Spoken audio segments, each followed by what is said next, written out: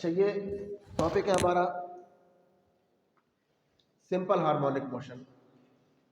कल हमने ऑसिलेशन या ऑसिलेटरी मोशन या वाइब्रेटरी मोशन, ये हमने देखा था कि to and fro motion of a body, उसको हम कहते हैं वाइब्रेटरी मोशन। फिर वो वाइब्रेटरी मोशन अगर इक्वल इंटरवल के बाद रिपीट हो रही हो तो उसको पीरियोडिक मोशन भी कहते हैं। ठीक है, वो वाइब्रेटरी मोशन जो इक्वल इंटरवल के बाद रिपीट हो रही हो तो उसको कहते हैं पीरियोडिक मोशन। ठीक है, पीरियोडिक मोशन की एक टाइप है सिंपल हार्मोनिक मोशन, जिसको हम SHM भी लिखते हैं एब्रीविएट करके, सिंपल हार्मोनिक मोशन। इसको हम सिंपल हार्मोनिक मोशन इसलिए कहते हैं क्योंकि इसको हमने सिंप्लीफाइड तरीके से डिस्कस कर रहे हैं। हम इसमें फ्रिक्शनल फोर्सेस को नेग्लेक्ट करते हैं कि कोई फ्रिक्शनल फोर्सेस प्रेजेंट नहीं है। There is no friction between the oscillating body and its environment. ठीक है, अच्छा, अब इस मोशन को स्टडी करने के लिए हम एक एग्जांपल ले रहे हैं, mass attached to a spring. ठीक है, we have a mass body of mass m which is attached to a spring of spring constant k. ठीक है, k स्प्रिंग कांस्टेंट होता है, वो स्प्रिंग की नेचर पे डिपेंड करता है। अगर सॉफ्ट स्प्रिंग होता है उसके लिए k की वैल्यू कम होती है, हार्ड स्प्रिंग होता है, सख्त होता है, उसके लिए k की वैल्यू ज्यादा होती है। ये और इसको हमने एक स्मूथ सरफेस पे रखा हुआ है सच दैट मास के और उस सरफेस के बाद कोई फ्रिक्शन नहीं है। अगर हम इस बॉडी को, इस मास को यहां से फोर्स अप्लाई करें F अप्लाइड, और इसको हम यूनिफॉर्म वेलोसिटी से इधर मूव करें और इस पॉइंट A तक ले आए खींच के इसको, तो देखिए जब तक ये स्प्रिंग अपनी नॉर्मल सिचुएशन में था तो इस मास के ऊपर कोई फोर्स अप्लाई नहीं हो रही थी। जैसे आप इसको खींचेंगे तो ये स्प्रिंग इसको पीछे की तरफ खींचेगा फिर। ठीक है, तो अप्लाइड फोर्स इधर है और रिस्टोरिंग फोर्स इधर है। रिस्टोरिंग फोर्स क्या होती है?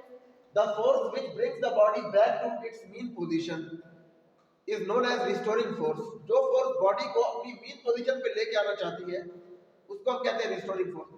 तो शुरू में ये रिस्टोरिंग फोर्स जीरो थी यहाँ पे, जैसे आपने स्प्रिंग को स्ट्रेच किया है तो अब ये स्प्रिंग इस मास को इस तरफ पुल करेगा। बहरहाल आपकी फोर्स और स्प्रिंग की फोर्स इक्वल है क्योंकि आप इसको यूनिफॉर्म वेलोसिटी से इधर मूव कर रहे हैं। तो according to Hooke's law, applied force displacement from the mean position के डायरेक्टली प्रोपोर्शनल होती है, और ये होती है F applied equal to kx, या k is the spring constant.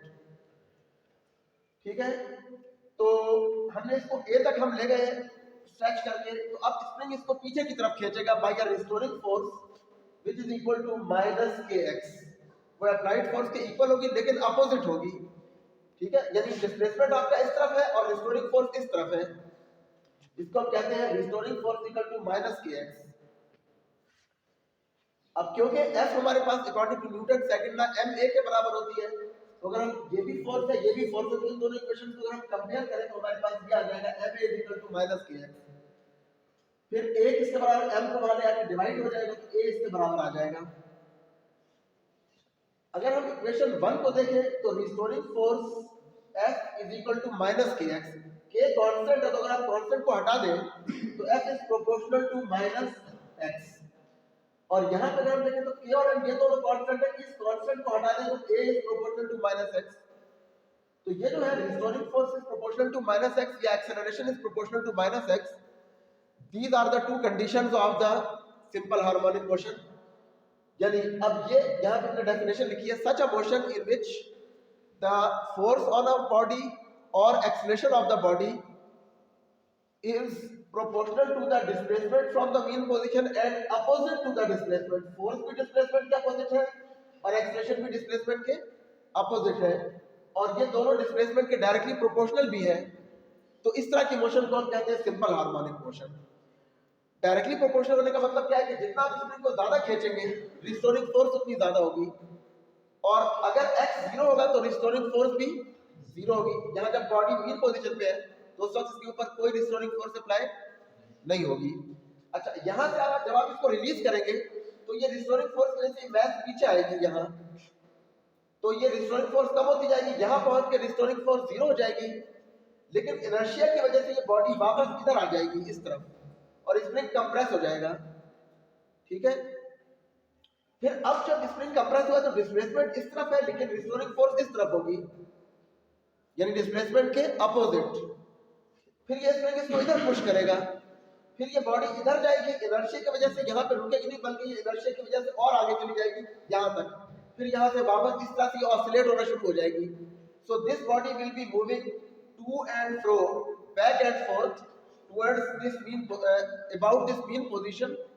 So that is a vibratory motion, and it is also a periodic motion, and this motion in which force and acceleration are directly proportional to the displacement from the mean position and opposite to the displacement.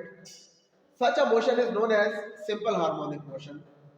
ठीक है, इसको हम कहते हैं simple harmonic motion, जिसमें force भी और acceleration भी दोनों डिस्प्लेसमेंट के डायरेक्टली प्रोपोर्शनल हो और डिस्प्लेसमेंट के अपोजिट हो. तो इस मोशन को हम कहते हैं सिंपल हार्मोनिक मोशन. अच्छा, अब यहाँ पे इसको हम कहते हैं this is a horizontal mass spring system. एक वर्टिकल मैस स्प्रिंग सिस्टम होता है, अगर आप स्प्रिंग को वर्टिकली लटका दें तो वो उसमें ऑसिलेशन इस तरह से होगी ऊपर नीचे. ये हॉरिजॉन्टल मैस स्प्रिंग सिस्टम में ऑसिलेशन इस तरह से हो रही है. अब इस हॉरिजॉन्टल मैस स्प्रिंग सिस्टम के लिए हम इसका टाइम पीरियड और फ्रीक्वेंसी फाइंड करना चाहते हैं. तो देखिए, सिंपल हार्मोनिक मोशन की जो जनरल इक्वेशन है वो ये होती है a = -ω²x. ये कल हमने देखा था, ओमेगा जो है ये एंगुलर फ्रीक्वेंसी होती है सिंपल हार्मोनिक मोशन की. बहरहाल general equation simple harmonic motion की होती है a = -ω²x. अगर आप इस जनरल इक्वेशन को विद इक्वेशन 4 कंपेयर करें विद इक्वेशन 3 जो मैस स्प्रिंग सिस्टम के लिए हमने लिखी थी, तो देखिए ये भी एक्सेलरेशन की इक्वेशन है और ये भी एक्सेलरेशन की इक्वेशन है. इन दोनों इक्वेशंस में इधर एक्सेलरेशन है, इधर एक्सेलरेशन है, यहाँ माइनस, यहाँ भी माइनस, यहाँ x, यहाँ भी x, और ओमेगा स्क्वायर की जगह यहाँ पे क्या है k/m. तो अगर आप इन दोनों को कंपेयर करें तो omega square k/m. So omega क्या आ जाएगा, square root of k/m. k spring constant है, m मास है उस बॉडी की. तो फिर कल हमने देखा था कि ओमेगा जो है ये 2πf के बराबर होता है. तो अगर हम इक्वेशन 5 और 6 को कंपेयर करें तो 2πf = k/m स्क्वायर रूट, यानी मैस स्प्रिंग सिस्टम के लिए एंगुलर फ्रीक्वेंसी 2πf जो है ये k/m स्क्वायर रूट के बराबर होती है. अब फ्रीक्वेंसी हमारे पास यहाँ से क्या आ जाएगी, f, ये 2π वहां जाके डिवाइड हो जाएगा 1/2π k/m. तो ये हॉरिजॉन्टल मैस स्प्रिंग सिस्टम की फ्रीक्वेंसी ये है, ठीक है, 1/2π k/m. और टाइम पीरियड और फ्रीक्वेंसी एक दूसरे के रेसिप्रोकल होते हैं. तो अगर फ्रीक्वेंसी ये है तो टाइम पीरियड इसका रेसिप्रोकल होगा, 2π ऊपर आ जाएगा और m ऊपर आ जाएगा, k नीचे आ जाएगा. तो ये टाइम पीरियड क्या है, फ्रीक्वेंसी का रेसिप्रोकल. तो ये मैस स्प्रिंग सिस्टम की फ्रीक्वेंसी है और ये दूसरा क्या है, ये मैस स्प्रिंग सिस्टम का टाइम पीरियड है, हॉरिजॉन्टल मैस स्प्रिंग सिस्टम का. ठीक है, so these are the equations for the time period and frequency of a horizontal mass spring system. और इसी हॉरिजॉन्टल मैस स्प्रिंग सिस्टम के लिए हमने सिंपल हार्मोनिक मोशन को यहां से हमने डिफाइन किया है इस एग्जांपल से. आगे हम ये देखेंगे कि सिंपल पेंडुलम की मोशन भी सिंपल हार्मोनिक होती है इन अ सर्टेन अप्रोक्सीमेशंस. हमेशा नहीं होती, लेकिन अगर हम कुछ assumptions करें तो under those assumptions simple pendulum की मोशन सिंपल हार्मोनिक मोशन होती है. ठीक है, बहरहाल यहाँ पे हमने सिंपल हार्मोनिक मोशन को डिफाइन किया है और ये देखा है कि सिंपल हार्मोनिक मोशन क्या होती है और वो कब होती है, उसकी ये कंडीशंस है. तो अगर ये दो कंडीशन सेटिस्फाई हो रही है तो बॉडी की मोशन सिंपल हार्मोनिक मोशन होगी, अदरवाइज वो मोशन सिंपल हार्मोनिक मोशन नहीं होगी. सिंपल हार्मोनिक मोशन की जनरल इक्वेशन ये लिखी है हमने. फिर इसी इक्वेशन को हमने मैस स्प्रिंग सिस्टम की इक्वेशन से कंपेयर करके फ्रीक्वेंसी और टाइम पीरियड फाइंड किए हैं for a horizontal mass spring system. ठीक है,